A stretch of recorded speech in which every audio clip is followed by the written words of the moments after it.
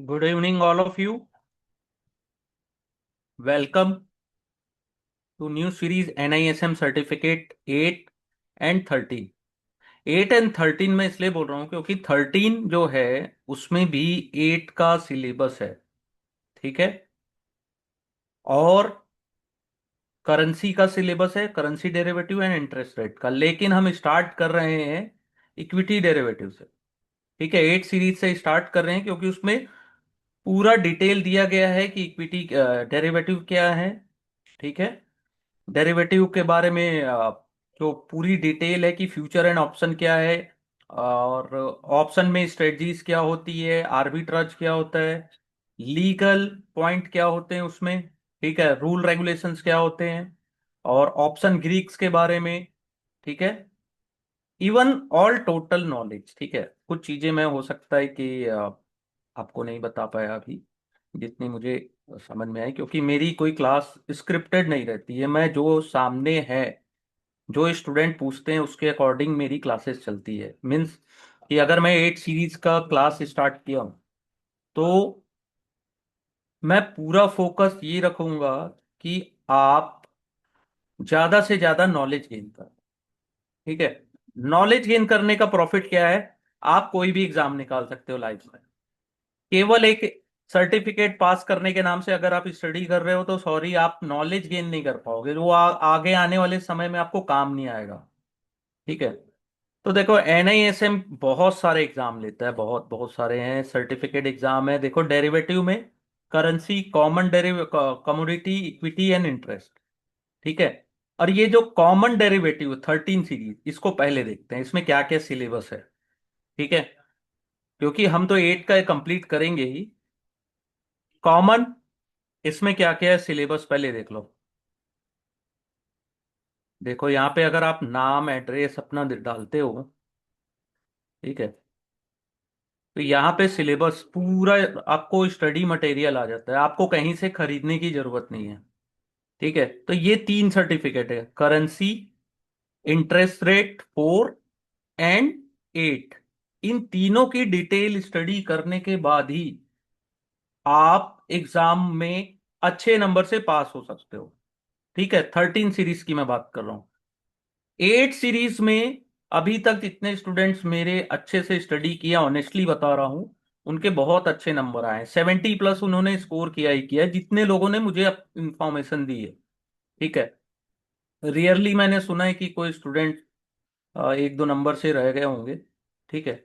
अगर आप मेरी गाइडलाइन को प्रॉपर फॉलो करोगे, ठीक है, मैं जैसा आपको बताते जाऊंगा वैसा अगर आप स्टडी करोगे, तो आप एग्जाम फर्स्ट अटेम्प्ट में निकाल सकते हो। वरना प्रॉब्लम क्या होगी, आप एक दो अटेम्प्ट के बाद फ्रस्ट्रेट हो जाओगे, या तो फिर क्या होता है, एक दो अटेम्प्ट में नहीं पास कर पाए तो क्या होता है, गिव अप कर देते हैं। क्यों नहीं हो पाता हमसे? उसका रीजन है कि हम ऑनेस्टली डिसिप्लिन से स्टडी नहीं करते। हम हमारा फोकस ये रहता है कि हमको MCQ मिल जाए, हमको शॉर्ट नोट्स मिल जाए। ठीक है, MCQ, शॉर्ट नोट्स, या एनी हाउ हम पास हो जाएं। लेकिन आज के डेट में कोई भी स्टैंडर्ड एग्जाम को पास करने के लिए आपको बहुत मेहनत करनी होगी। तो देखो, सिलेबस जो है ये मीन्स वर्कबुक जो है, ये यहाँ से आप डाउनलोड करेंगे। आपको कहीं से डाउनलोड नहीं करना है। NISM की जो वेबसाइट है उसमें आप जाओ, क्लिक करो, आपको सभी के वर्कबुक अवेलेबल है। यहाँ पे डाउनलोड का ऑप्शन है, ये डाउनलोड हो गया। ठीक है। अब देखते हैं, आज अपन 8 सीरीज स्टार्ट कर रहे हैं। तो डाउनलोड में मैं जाता हूं, पहले एक सेकेंड।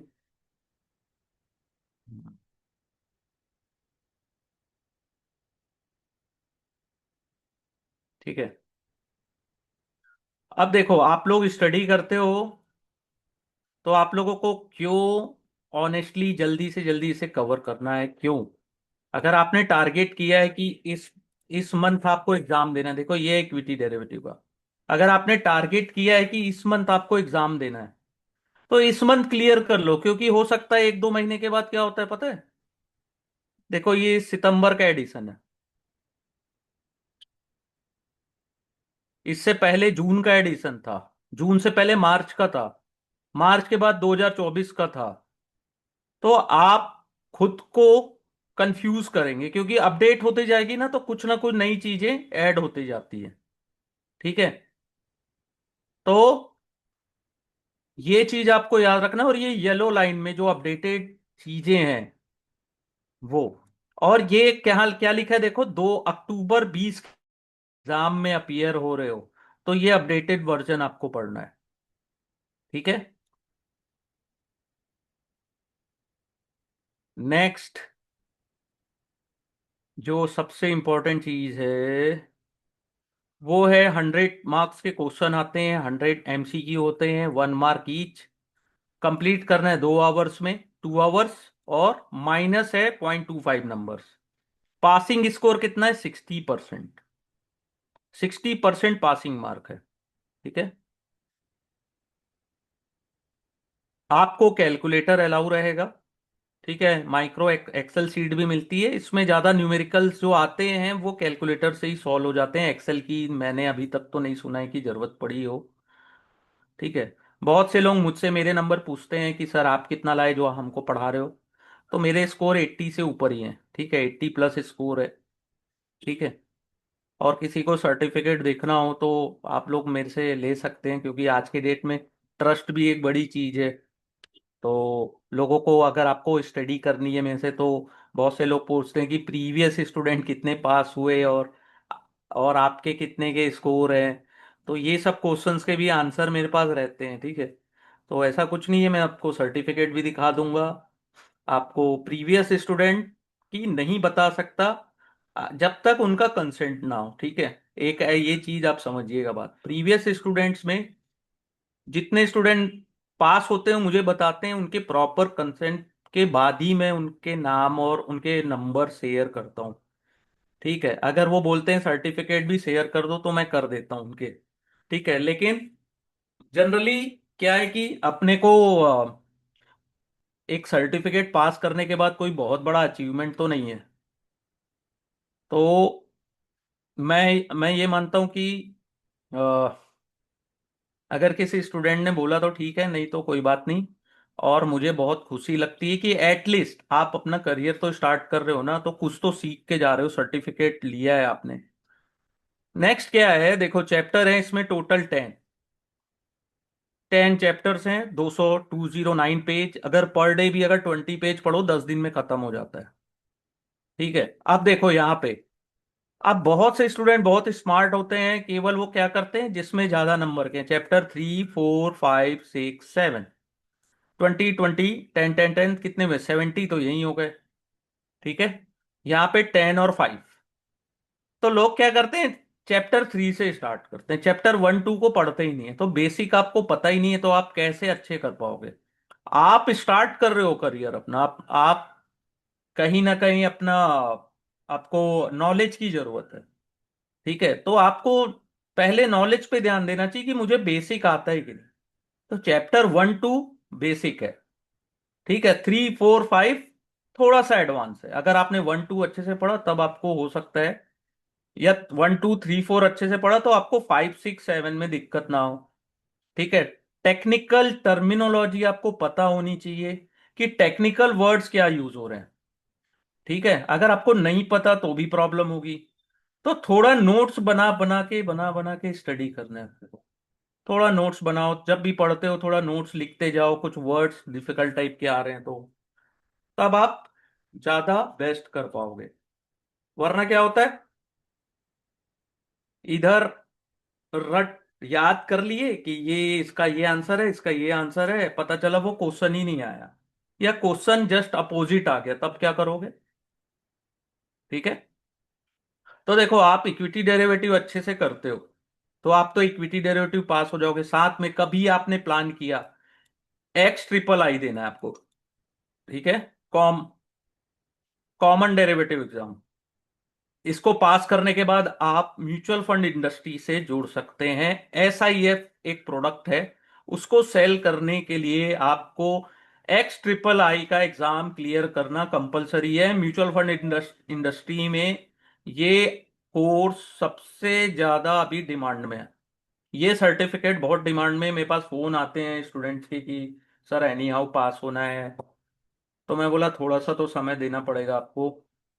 तो समय दीजिए, टाइम दीजिए अपना, डिटेल स्टडी करिए, आपको बहुत काम आएगा। तो चलिए स्टार्ट करते हैं chapter 1, basic of derivative. Any questions आप लोगों में से कोई और कोई क्वेश्चंस पूछना चाहे तो मोस्ट वेलकम है। आप कमेंट बॉक्स में मुझे लिखेंगे, मैं आपको अनम्यूट कर दूंगा, आप मुझसे क्वेश्चन भी पूछ सकते हो। मेरी लाइव क्लास का मतलब 1 to 1, यानी कि आपसे इंटरेक्ट होना है। नहीं तो इसकी मैं रिकॉर्डिंग भी शेयर कर सकता हूँ आपसे। रिकॉर्डिंग मेरे पास बहुत सारे पड़े हुए हैं। अगर आपको उसका फ्रूटफुल रिजल्ट निकालना है तो प्लीज मुझसे डिस्कस करिए। जो चीज नहीं बनती पूछते जाइए, नहीं तो कोई मतलब नहीं है क्लास करने का। ठीक है, स्पेशली जो XIII देना चाहते हैं, NISM 13 सीरीज देना चाहते हैं, उनके लिए तो बहुत बहुत जरूरी है। ठीक है। अब एनी क्वेश्चंस यहाँ पे आप लोगों के, कोई questions?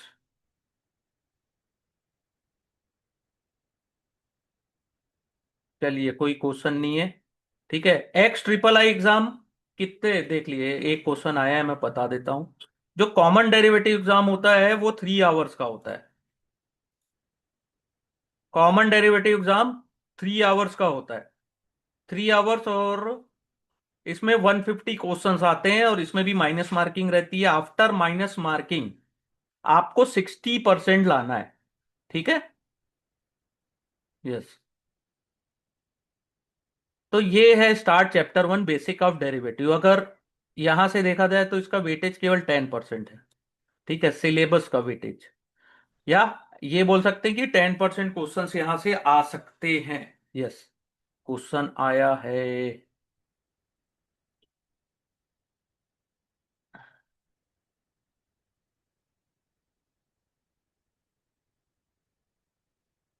Hello.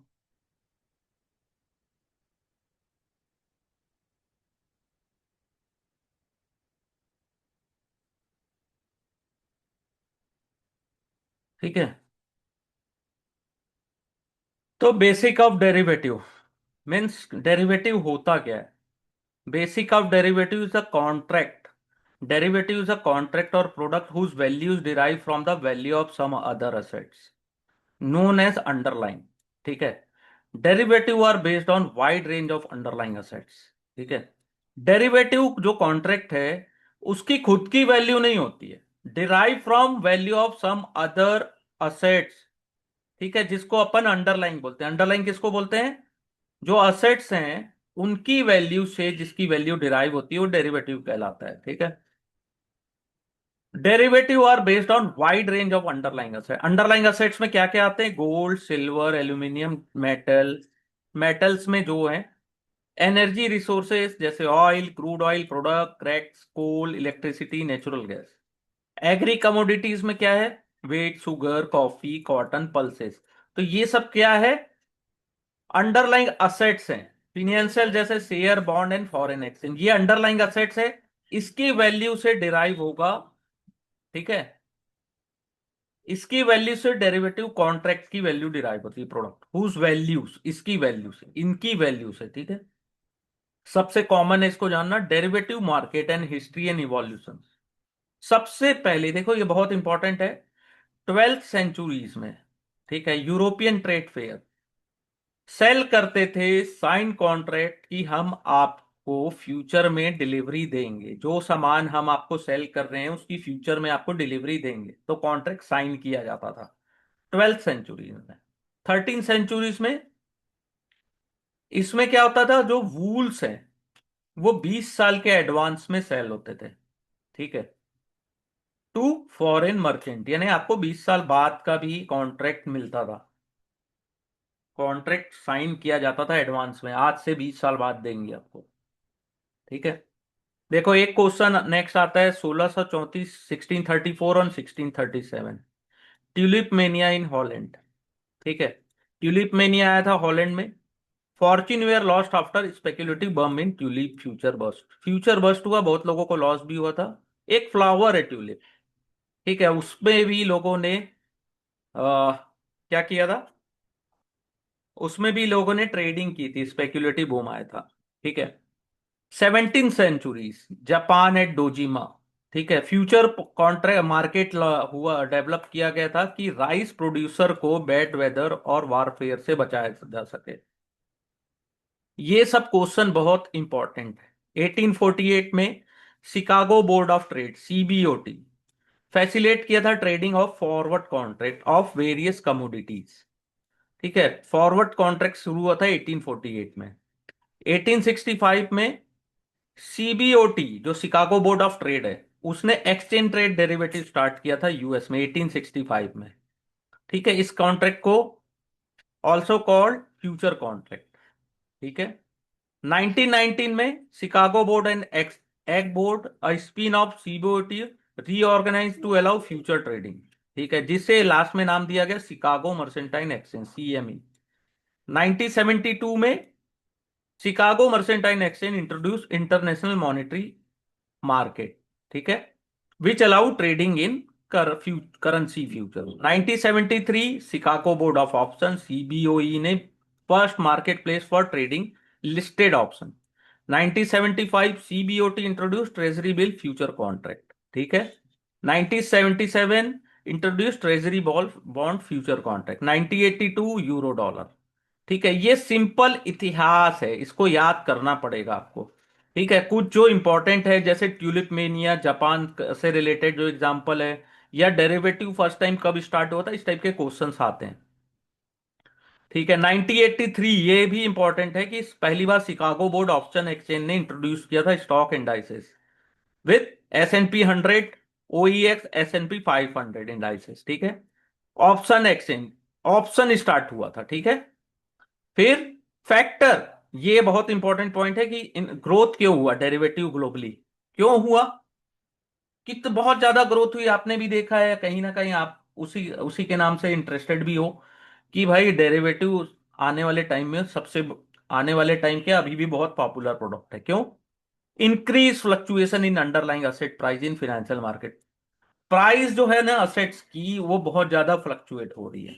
In integration of financial market globally. ठीक है, फाइनेंशियल मार्केट क्या है, अब ग्लोबल हो चुका है, केवल एक कंट्री तक सीमित नहीं है। Latest technology in communications, help in reduction of transaction cost, enhance understanding of market participant on sophisticated risk management tool to manage risk। क्या है कि डेरिवेटिव ऑप्शन को रिस्क मैनेजमेंट के नाम से भी यूज किया जाता है। ठीक है, और बहुत ज्यादा इनोवेशन हो रहे हैं डेरिवेटिव प्रोडक्ट्स में, और न्यू एप्लीकेशंस आ रहे हैं। ठीक है, नए से नए प्रोडक्ट्स लॉन्च हो रहे हैं। ठीक है, इंडियन डेरिवेटिव मार्केट, इससे भी बहुत सारे क्वेश्चंस आते हैं, पहली बार कब लॉन्च हुआ। तो 24 मेंबर्स की कमेटी जो थी डॉक्टर एलसी गुप्ता की, उन्होंने 1996, नवंबर 1996 को, ठीक है, under the chairman doctor LC Gupta, appropriate regulatory framework for derivative trading in India, ठीक है, इंट्रोड्यूस करना था, तो एक कमिटी बनाई गई 1996 में। Committed submitted its report on March 17, 1998।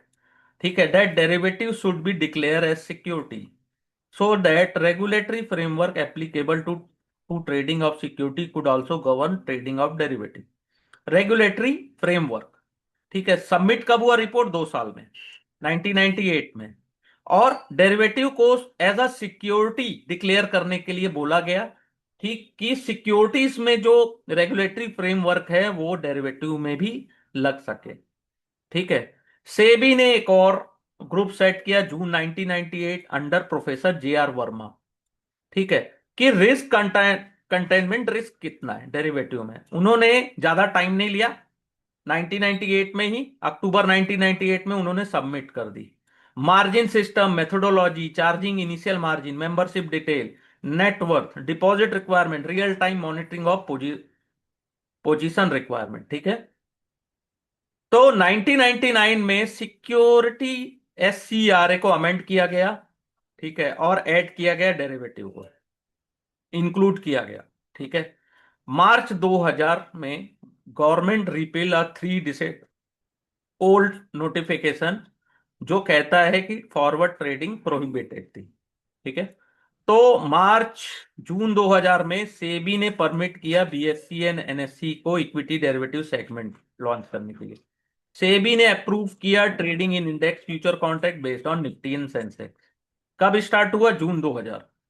Trading in index option कब कमेंस हुआ? जून 2001। ठीक है। इंडिविजुअल स्टॉक में जुलाई 2001। ठीक है। Future contract of individual stock November 2001। MSCI metropolitan stock exchange of India, MSCI ने स्टार्ट किया trading in derivative product in फरवरी 2013।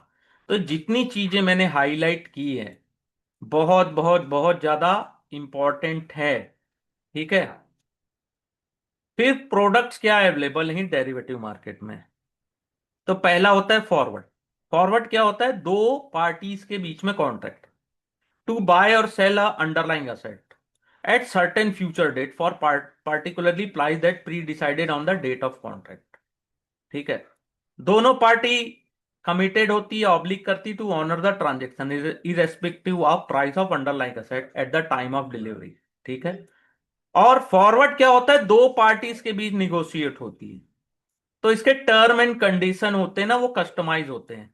देज are over the counter contract, इनको बोला जाता है ओटीसी कॉन्ट्रैक्ट। फॉरवर्ड मींस इसमें एक लाइन में मैं बताऊं तो एक्सचेंज इन्वॉल्व नहीं होता। Exchange exchange mean NSC BSc का कोई इन्वॉल्वमेंट नहीं रहता। मैंने और आपने बाइंग और सेलिंग के लिए कॉन्ट्रैक्ट बुक किया, और उसके जो भी कंडीशन थे वो हम दोनों ने मिलकर डिसाइड किए, प्राइस भी डिसाइड किया, क्वांटिटी भी डिसाइड किया।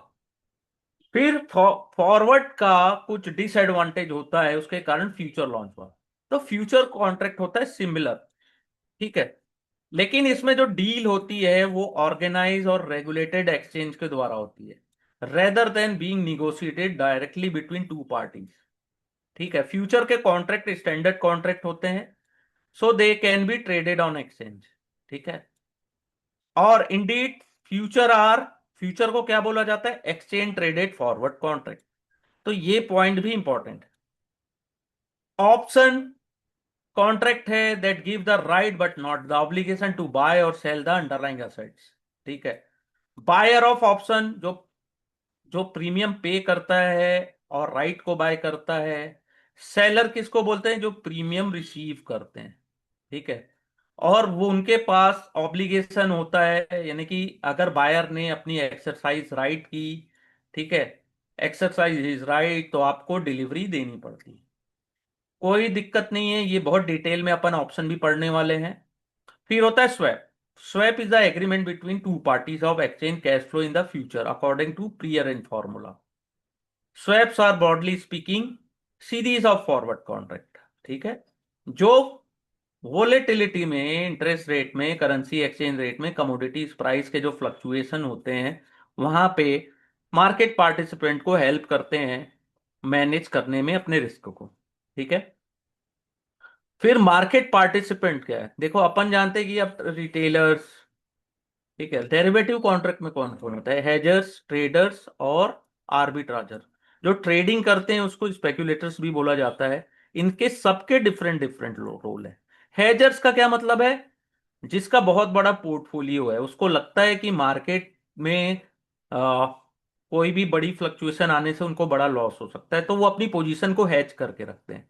हेजर्स कौन होते हैं? Corporate investing institution and bank.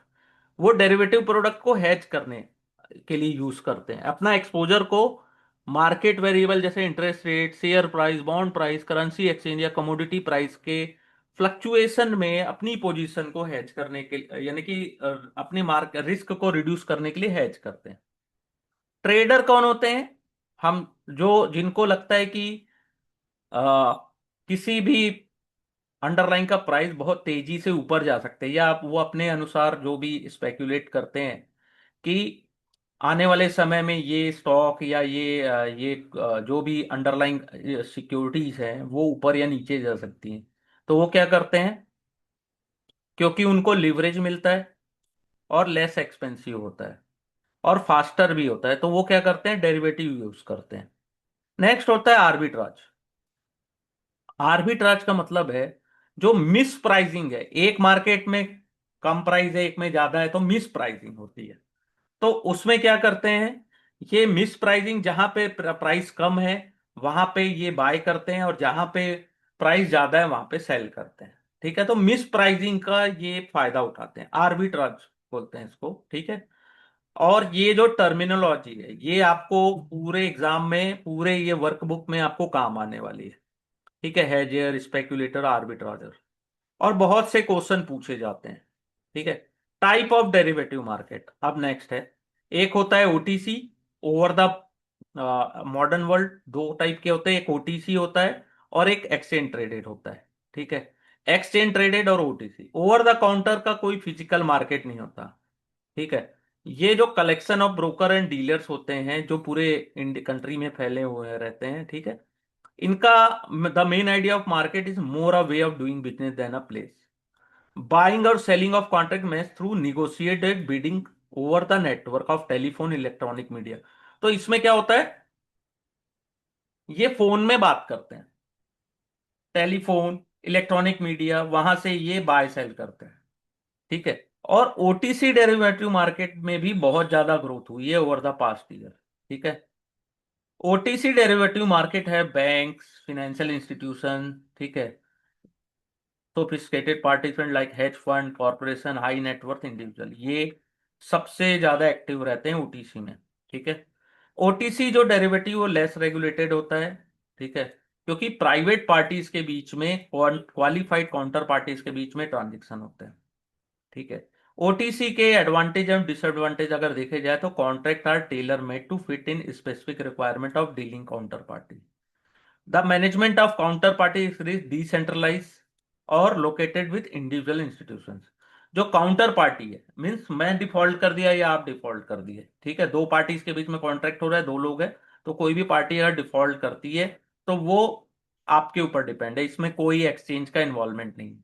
ठीक है। इसमें कोई स्पेशल फॉर्मल स्टैंडर्ड लिमिट नहीं होती, चाहे पोजीशन हो, चाहे लिवरेज हो, चाहे margin. There are no formal rule, इनका कोई रूल नहीं होता। और मैकेनिज्म फॉर रिस्क मैनेजमेंट, ठीक है, to ensure market stability and integrity, for safeguarding the collective interest of market participant. Transaction private होते हैं, लिटिल होते हैं, और कोई डिस्क्लोजर भी नहीं होता इंटायर मार्केट में। ठीक है। अब ये जो है ये ओटीसी मार्केट के कुछ प्लस और माइनस पॉइंट थे। नेक्स्ट है एक्सचेंज ट्रेडेड। इसमें कॉन्ट्रैक्ट साइज स्टैंडर्ड होता है, traded on organize exchange with price determined by interaction of buyer and seller through anonymous auction platform. आपको नहीं पता होता आप किससे बाय कर रहे हो, किससे सेल कर रहे हो। और क्लीयरिंग कॉर्पोरेशन रिस्पॉन्सिबिलिटी लेता है कॉन्ट्रैक्ट परफॉर्मेंस की। ठीक है। Significance of derivative like other segment of financial market, derivative market serve the following. क्या होता है डेरिवेटिव मार्केट के फायदे, क्या है, it help in improving price discovery based on actual valuation and expectation. It enable the transfer of various risk from those who are expose to risk but have a low risk appetite to participant with high risk appetite. ठीक है। हेजर क्या चाहते हैं, अपने risk अपना risk को देना चाहते हैं किसी को। ट्रेडर क्या चाहते हैं, रिस्क लेना चाहते हैं। तो ट्रेडर ज्यादा रिस्क लेके ज्यादा बड़े पैसे बनाते हैं, और हेजर क्या होते हैं, अपना एक्सपोजर, रिस्क को रिड्यूस करना चाहते हैं। ठीक है। और रिस्क मैनेजमेंट मैकेनिज्म और surveillance of activity of various participant in organize पर प्रोवाइड स्टेबिलिटी। तो स्टेबिलिटी भी मार्केट में है। ठीक है। वेरियस रिस्क जो फेस किया जाता है मार्केट में, डेरिवेटिव मार्केट में, पहला सबसे इंपॉर्टेंट जो होता है, एक होता है काउंटर पार्टी रिस्क। जो डिफॉल्ट, कोई भी काउंटर पार्टी डिफॉल्ट कर गई तो उसकी रिस्पॉन्सिबिलिटी कौन लेता है, अगर एक्सचेंज ट्रेडेड है तो clearing corporation. Price risk, loss on position because price move, आपने बाय किया, सेल किया, आपके अपोजिट चला गया तो प्राइस। लिक्विडिटी, आप एग्जिट नहीं कर पा रहे हो अपनी पोजीशन से। ठीक है। स्टॉक में उस ऑप्शन की सीरीज में ज्यादा लोग है ही नहीं, तो आप एग्जिट नहीं कर पा रहे हो। लीगल और रेगुलेटरी रिस्क, ठीक है, ऑपरेशनल रिस्क, फ्रॉड हो गया, इनएडिक्वेट डॉक्यूमेंट, इम्प्रॉपर एग्जीक्यूशन, और may not be appropriate Avenue for someone of limited resource having limited trading experience. ठीक है। With low risk tolerance. ठीक है। तो ये सब रिस्क होते हैं इसमें। तो मार्केट पार्टिसिपेंट को पहले केयरफुली कंसीडर करना चाहिए कि ये ट्रेडिंग आपके लिए सुटेबल है कि नहीं है। उसके बाद ट्रेड करना चाहिए। कितने लोगों ने इससे पहले ट्रेड किया, आई डोंट नो। लेकिन मॉडल एक, आप जब भी डेरिवेटिव कॉन्ट्रैक्ट या कभी ब्रोकर के पास अकाउंट खोलोगे तो मॉडल रिस्क डिस्क्लोजर डॉक्यूमेंट होता है, जो ब्रोकर देता है अपने क्लाइंट को at time of signing agreement, आप जब साइन करते हो, ठीक है। इसको मॉडल रिस्क डिस्क्लोजर डॉक्यूमेंट कौन इशू करता है? By the member of exchange and contain important information of trading in equity and FNO segment of exchange, ठीक है। पहले आपको क्या करना है, पहले prospective participant should read this document before trading on capital market और कैश मार्केट और एफएनओ सेगमेंट ऑफ एक्सचेंज, ठीक है। ये होता है। कुछ कुछ चीजें समझ में आई या कुछ नहीं आया है तो रेज योर हैंड या कमेंट में यस लिखो, मैं आपको अनम्यूट कर दूंगा। आप चाहो तो मुझसे क्वेश्चन पूछ सकते हो। मोस्ट वेलकम है आप सभी का। क्योंकि ये चैप्टर बहुत बेसिक है, इसमें से जो क्वेश्चंस आते हैं, देखो हिस्ट ये जो मेन आते हैं ना क्वेश्चंस, ये इसके आते हैं हिस्ट्री एंड इवोल्यूशन से, ठीक है। कई बार ये यहां से भी क्वेश्चन आ जाता है कि which is not a derivative product, ये जो बॉक्स बना रहा हूं, ठीक है। और आने वाले टाइम में ये जो बॉक्स है यहां से भी क्वेश्चन आते हैं, इंडियन डेरिवेटिव मार्केट से रिलेटेड कुछ क्वेश्चंस आते हैं, ठीक है। तो आपके ऊपर है आप कितनी डीप स्टडी करते हो। और रही बात आज के डेट में स्टूडेंट्स के अच्छे नंबर क्यों नहीं आते, क्योंकि आप शॉर्टकट ले रहे हो। शॉर्टकट मत लो। एग्जाम देना है एक बार दो, कम से कम 10 to 15 डेज। अगर आप वर्किंग प्रोफेशनल हो, कॉलेज में हो या कुछ बिजी हो कहीं भी, फिर भी 10 से 15 दिन कंटिन्यू ऑनेस्टी से ये वर्कबुक को कंप्लीट कर लो। आपका एग्जाम इजीली इजीली निकल जाएगा, ठीक है। ज्यादा अटेम्प्ट करने का कोशिश मत करिए, जितने क्वेश्चंस आपसे बनते हैं उतने भी अगर आप बनाओगे अच्छे से तो भी आप इजीली पास कर सकते हो, ठीक है। हाँ, आपको रिकॉर्डिंग मिल जाएगी सर, ठीक है। तो इजीली आप पास कर लोगे। आपको बस कॉन्फिडेंट होना चाहिए कि जितने चैप्टर मैंने पढ़े हैं अगर वहां से क्वेश्चन आते तो मुझसे बनने चाहिए। बाकी कोई दिक्कत नहीं है। बहुत से जो स्टूडेंट है जिन्होंने जस्ट अभी एफएनओ या इक्विटी डेरिवेटिव के बारे में सीखा ही है, उन्होंने मेरी प्रॉपर गाइडलाइंस फॉलो की। बस एक था कि उन्होंने उतने ही क्वेश्चन अटेंड किए जितने उनको आते थे। तो as a basic basic student, यानी कि जिन्होंने जस्ट स्टार्ट किया है, अगर वो पास भी होते हैं तो मेरे लिए बहुत खुशी की बात है। उनके लिए भी खुशी की बात है। क्योंकि लर्निंग जो है वो तो लाइफ टाइम चलनी है अगर इस फील्ड में आप रहते हो, ठीक है। नेक्स्ट है चैप्टर 2। चैप्टर 2 भी आज कंप्लीट कर लेते हैं। ये कुछ सैंपल क्वेश्चंस है, इसको देख लीजिएगा। Understanding the index. इंडेक्स क्या होता है, उसके सिग्निफिकेंस क्या है, ठीक है। इंडेक्स क्या होता है? स्टैटिस्टिकल इंडिकेटर होता है जो मेजर करता है change in economy in general और स्पेसिफिक एरिया। इकोनॉमी की बात कैसे होती है, जैसे निफ्टी अच्छा कर रहा है तो इकोनॉमी अच्छा कर रही है, ऐसा बोलते हैं लोग। सेंसेक्स अच्छा कर रहा है ओवरऑल, या कोई particular Nifty IT Nifty pharma अगर अच्छा या खराब करते तो अपने को समझ में आता है कि वो स्पेसिफिक एरिया खराब है, ठीक है। Index is a portfolio of securities. क्या होता है कि इंडेक्स निफ्टी 50 का मतलब क्या होता है, 50 शेयर है उसमें। ईच इंडेक्स इंडेक्स के अपने ओन कैलकुलेशन एंड मेथोडोलॉजी होती है, ठीक है। Usually is express in term of change from base value, ठीक है। अब देखो सिग्निफिकेंट क्या होता है, कि इंडेक्स का क्या खासियत होता है। Significance, a stock is a indicator of performance of overall market और particular sector. It serve as a benchmark for portfolio performance, like manage portfolio belonging either और टू इंडिविजुअल और म्यूचुअल फंड, ठीक है।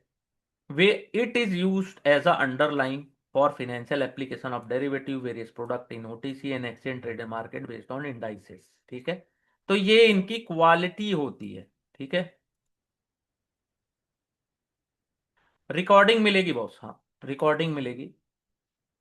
और type of stock market indices, ये जो box बनाया boss, यहां से क्वेश्चन आते हैं कई बार, तो इसको अच्छे से रीड करो। नहीं समझ में आता तो क्यों नहीं आ रहा है आपको समझ में, एक लॉजिक अपने माइंड में सोचो, मुझे क्यों नहीं आ रहा है, मुझे समझ आना चाहिए। तो एक होता है मार्केट कैपिटलाइजेशन वेटेड इंडेक्स, तो इसको वेटेज देता है अकॉर्डिंग टू मार्केट कैपिटलाइजेशन, ठीक है। कैलकुलेशन कैसे होता है, weightage according to market cap, जिसका मार्केट कैप ज्यादा है उसको ज्यादा वेटेज है। सिंपल एक लाइन है, ठीक है। अब इसमें कौन से आते हैं, पहले यूज होते थे सेंसेक्स और Nifty, earlier design for market capitalization, ठीक है। नेक्स्ट है फ्री फ्लोट मार्केट कैपिटलाइजेशन, ठीक है। Equity holding is divided differently among various stakeholders, promoter, institution, corporate, individual. Market has started to segregate on the basis of what is readily available or trading what is not. तो ये free float का मतलब है कि जो आपको trading के लिए अवेलेबल है, ठीक है, उसके according free float market cap आज के टाइम में include Sensex, Nifty and SX 40 free float basis पे होता है। ये क्वेश्चन बनता है, इसको याद रखिएगा, फ्री फ्लोट के बेसिस। फिर प्राइस वेटेड इंडेक्स में जिसका प्राइस ज्यादा है उसको ज्यादा वेटेज मिल रहा है, सिंपल। तो इसमें निकी और Dow Jones popular weightage, price weightage index है, ठीक है। ये सब आते हैं जो लाइन बता रहा हूं, तो इसको इसमें कंफ्यूज मत होना, बहुत इजीली है। इक्वली वेटेज यानी कि कोई भी स्टॉक कितना भी प्राइस कितना हाई है वे लो है उससे मतलब नहीं, सबको इक्वल वेटेज दिया गया है, ठीक है। तो इसमें इक्वली वेटेज का एग्जांपल कहाँ गया, नहीं है क्या, नहीं है, छोड़ो, इसमें आ नहीं दिया, लेकिन ये दोनों का याद रखिएगा। डाउ जोन्स और निकी जो है वो यूज होता है प्राइस वेटेज में, फ्री फ्लोटिंग में सेंसेक्स, निफ्टी, एसएक्स 40, ठीक है। एक एट्रीब्यूट क्या होता है गुड इंडेक्स का, एट्रीब्यूट ये वेरी वेरी इंपॉर्टेंट है, it should reflect the market behaviour, it should be compound computed bye independent third party and B free from influence of any market participant, it should be professionally maintain, ठीक है। ये attribute होता है। देखो, जो चीज नहीं बनती है उसको धीरे धीरे स्लोली स्लोली पढ़ना है। एग्जाम 2 आवर्स के होते हैं, कितने स्टूडेंट 2 आवर्स बैठते हैं एग्जाम में, 2 आवर्स कितने लोग देते हैं ऑनेस्टली, कोई नहीं देता, ठीक है। इवन मैं भी नहीं देता हूं, मैं 1 आवर या 1.1 आवर मैक्सिमम, 10 मिनट 70 मिनट्स में मैं निकल जाता हूं। लेकिन आपको भी वैसा कॉन्फिडेंस बनाना है। 2 आवर्स अगर आपको, आपने पहले एग्जाम दिया आपके नंबर नहीं आए, तो 2 आवर्स बैठना है, एक एक क्वेश्चन को प्रॉपरली रीड करना है, तब टिक करना है, ठीक है। आराम से टेस्ट मैच होता है ना, वैसा खेलना है। 2020 नहीं खेलना है कि गए, बनाए, सबमिट किए, आ गए, फिर बोले सर एवरेज कम हो गया, नंबर कम हो गया, नो। इम्पैक्ट कॉस्ट क्या होता है कि अपन बाय और सेल करते हैं ना, तो जहां पे लिक्विडिटी नहीं होती है वहां पे हमें ज्यादा प्राइस पेड करना पड़ जाता है, ठीक है, जिसको अपन बिड आस्क स्प्रेड भी बोलते हैं। जैसे हम कोई स्टॉक बाय करना चाहते हैं, 100 रुपीज मार्केट में चल रहा है, लेकिन हमको मिल रहा है 105 में, ठीक है। अब 105 में अपन ने सेल तो कर, बाय तो कर लिया, अब उसको सेल करने जा रहा हूं तो वो क्या हो रहा है, 90 या 95 में मिल रहा है। तो जो डिफरेंस है वो इम्पैक्ट कॉस्ट कहलाता है। इम्पैक्ट कॉस्ट के कारण क्या होता है, हमको लॉस हो रहा है। अब मेरे को 100 में बाय करना है, 105 में मिल रहा है, तो मान लो 100 स्टॉक बाय किया तो 500 रुपीज एक्स्ट्रा देना पड़ रहा है मेरे को, ठीक है। इम्पैक्ट कॉस्ट का इम्पैक्ट यानी कि ये ट्रेडिंग में हमको यूज पूल यानी कि ऐसे स्टॉक्स को ट्रेडिंग में अवॉइड करना चाहिए कि हमको नहीं खरीदना या बाय करना है।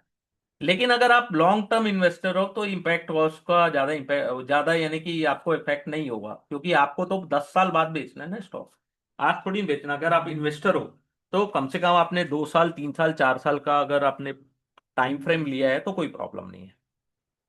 इम्पैक्ट कॉस्ट से भी क्वेश्चन आते हैं, बीड आस्क स्प्रेड भी बोला जाता है, ठीक है। नेक्स्ट जो है इंडेक्स मैनेजमेंट, बहुत इंपॉर्टेंट है, ठीक है। इंडेक्स का कंस्ट्रक्शन जो बोलते हैं ना, Nifty 50, maintenance, revision process, revise होता है ना कि कौन से स्टॉक एंट्री लिए, कौन एग्जिट हो गए, तो ये क्वेश्चंस आते हैं। स्पेशलाइज एजेंसी लेती है, बीएससी इंडाइसेस को मेंटेन करता है एशियन इंडेक्स प्राइवेट लिमिटेड, और एनएससी को एनएससी इंडाइसेस लिमिटेड, ठीक है। ये बहुत इंपॉर्टेंट है। Index construction is all about choosing the index stock, deciding on index calculation methodology.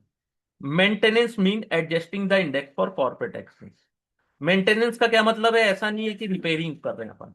Bonus issue, right issue, stock split, consolidation और मर्जर में revise, ठीक है। रिवीजन में क्या होता है कि कौन से स्टॉक को एंट्री देना है, एग्जिट एग्जिट करना है, वो रिवाइज प्रोसेस। इंडेक्स कंस्ट्रक्शन कैसे होता है, यस। इंडेक्स का construction is a trade off between diversification and liquidity. एक well diversified index the behaviour of overall market. आपने देखा होगा बहुत सारे स्टॉक्स होते हैं, अगर आप किसी भी सेक्टर में जाओ तो pharma, IT, oil and gas, banking sector सभी मिलते हैं, ठीक है। तो डाइवर्सिफिकेशन में क्या होता है, रिड्यूस होता है रिस्क, ठीक है। एक एक पॉइंट तक हेल्प करता है। अगर आपने 10-20 स्टॉक रखे हैं, ठीक है, to sharp reduction in risk. अगर आप 50-100 स्टॉक रखे हो अपने पोर्टफोलियो में, तो आप रिड्यूस नहीं, वेरी लिटिल रिडक्शन। लेकिन 100 से ज्यादा स्टॉक रखे हो अपने पोर्टफोलियो में, तो आपका जो रेशो है रिस्क का, वो जीरो है, ठीक है। एक टाइम तक ही डाइवर्सिफिकेशन से आपको फायदा मिल सकता है। Stock is the index are chosen based on certain pre determined quality and quantity parameter laid down by index construction manager, ठीक है। जब वो स्टॉक सेटिस्फाइड करता है एलिजिबिलिटी क्राइटेरिया, तब उनका इंक्लूजन होता है इंडेक्स में, ठीक है। फाइनल डिसीजन कौन लेता है, इंडेक्स कमिटी, ठीक है। इंडेक्स का मेंटेनेंस और रिवीजन मीन्स स्टॉक स्प्लिट हो रहा है, शेयर इशू हुए, डिविडेंड हुआ, तो कैसे होता है। मेजर इंडाइसेस आपको पता है, S&P, Nifty, Nifty next 50, Nifty 100, BSE 100, ठीक है। एप्लीकेशन क्या होते हैं ऑफ इंडाइसेस, पहला होता है इंडेक्स फंड। इंडेक्स फंड क्या होता है, this type of fund invest on specific index with objective to generate return equivalent to the return on index. This fund invest in index stock in proportion to with this stock existing in index. आप index fund बनाते हो तो उसी proportions में उस stock को रखते हो इंडेक्स में, जितना उस इंडेक्स में। जैसे सेंसेक्स इंडेक्स फंड आपने बनाया तो सिमिलर रिटर्न देगा जो सेंसेक्स दे रहा है, ठीक है। जैसे 30 स्टॉक्स है, तो अगर आपने इंडेक्स फंड बनाया सेंसेक्स का, तो उसमें 30 स्टॉक्स होंगे। निफ्टी इंडेक्स फंड, उसमें 50 स्टॉक्स होंगे। और उसी के प्रोपोर्शंस में आप निफ्टी इंडेक्स फंड बनाओगे। थोड़ा सा जो ट्रैकिंग एरर होता है उसको, वो क्या होता है कि आपने, हो सकता है निफ्टी रिटर्न दे 11, आपका जो इंडेक्स फंड हो दे 10.98, तो जो वो मामूली सा अंतर होता है उसको ट्रैकिंग एरर बोलते हैं, ठीक है। वो क्यों होता है, ट्रैक एडजस्ट होता है, ठीक है। जरूरी नहीं एकदम एग्जैक्टली बने, तो उसको ट्रैकिंग एरर बोला जाता है। फिर इंडेक्स डेरिवेटिव। इंडेक्स का क्या यूज है कि ये कौन डेरिवेटिव कॉन्ट्रैक्ट होते हैं एज अ अंडरलाइंग असेट्स, ठीक है। Index option and index future popularly known as derivative contract worldwide, ठीक है। इंडेक्स डेरिवेटिव का यूज भी किया जाता है to hedge against the market risk, ठीक है। ETF क्या होता है, ETF is the basket of security that trade like individual stock on exchange. They have number of advantage over the mutual fund as they can be bought और sold on index. ETF are traded on exchange. Intraday transaction is possible. ETF can be used as basket trading in term of smaller denomination and low transaction. तो ETF क्या होता है, basket of security होती है जो trade करती है like individual stock और एक्सचेंज। इसमें क्या होता है कि दे हैव नंबर ऑफ एडवांटेज और म्यूचुअल फंड। क्यों, क्योंकि इनका कॉस्ट, ये एक तो पैसिव पैसिव इन्वेस्टमेंट होता है इसमें जो, और आपको बास्केट ट्रेडिंग में स्मॉलर डिनोमिनेशन में भी अवेलेबल होता है। इनका ट्रांजेक्शन कॉस्ट भी लो होता है, ठीक है। बहुत इजी है। यहाँ भी कुछ क्वेश्चंस है, सैंपल क्वेश्चंस है, इसको ये मत समझना कि यहीं से क्वेश्चंस आएंगे एग्जाम में, ठीक है।